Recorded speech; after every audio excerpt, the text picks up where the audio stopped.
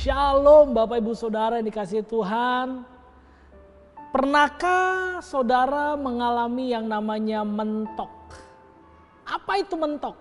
Mau bikin A salah, mau bikin B salah, mau bikin C salah. Apapun yang kita pikirkan, yang kita rencanakan, yang kita lakukan sepertinya salah.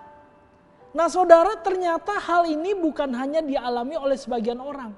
Banyak orang mengalami hal ini. Ada yang namanya jalan mentok, ada yang namanya jalan buntu. Nah pertanyaannya, kenapa hal ini bisa terjadi saudara?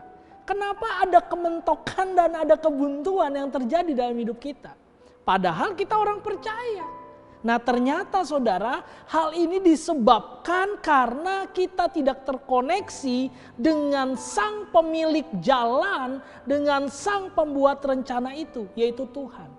Makanya di dalam Mazmur 25, Daud mengerti hal ini saudara. Coba lihat Mazmur 25 ayatnya yang ke-10.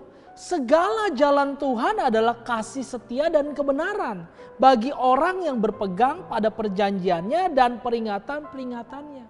Kalau saudara mau memahami rencana Tuhan, sederhana. Yang pertama apa saudara? Pegang dan percayalah kepada perjanjian Tuhan. Pegang firman Tuhan, percaya kepada firman Tuhan, andalkan Tuhan setiap hari. Maka pasti saudara bisa mengerti rencana Tuhan. Tapi yang kedua ayat 12 Daud berkata, siapakah orang yang takut akan Tuhan? Kepadanya Tuhan menunjukkan jalan yang harus dipilihnya. Berarti yang kedua bukan cuma kita memahami firman dengan benar, tapi kita mau melakukan firman saudara. Melakukan kebenaran firman Tuhan setiap hari. Supaya apa? Supaya jalan hidup kita selaras dengan rencana Tuhan.